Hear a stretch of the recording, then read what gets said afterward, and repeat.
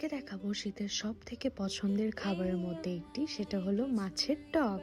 আর সেটা করার জন্য প্রথমে কড়াইতে তেল দিয়ে সরিষা ফোড়ন, কাঁচামরিচ, টমেটো দিয়ে ভালোভাবে নাড়াচাড়া দেওয়ার পর এটার মধ্যে হলুদের গুঁড়ো, মরিচের গুঁড়ো এবং লবণ দিয়ে ভালোভাবে নাড়াচাড়া করে সিদ্ধ করার জন্য ঢেকে রাখতে হবে, যেন ভালোভাবে টমেটোটা যেন সেদ্ধ হয়, যেন শক্ত শক্ত না থাকে, তাহলে খেতে কিন্তু একদমই মজা হবে না। তারপর এখানে তেঁতুলও দিতে পারো, জলপাইও দিতে পারো, আমরা জলপাই অ্যাড করেছি। এই তো পুঁটি মাছ, আজকে আমরা পুঁটি মাছ দিয়ে করব, অন্যদিন আরেকটা মাছ দিয়ে দেখাবো। এই পুঁটি মাছ দেওয়ার পর বেশ অনেকটা জল দিয়ে দেওয়া হলো।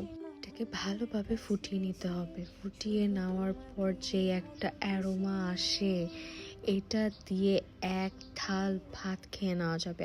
আর কোনো তরকারি আমার আর লাগে না যদি এই টকটা হয়।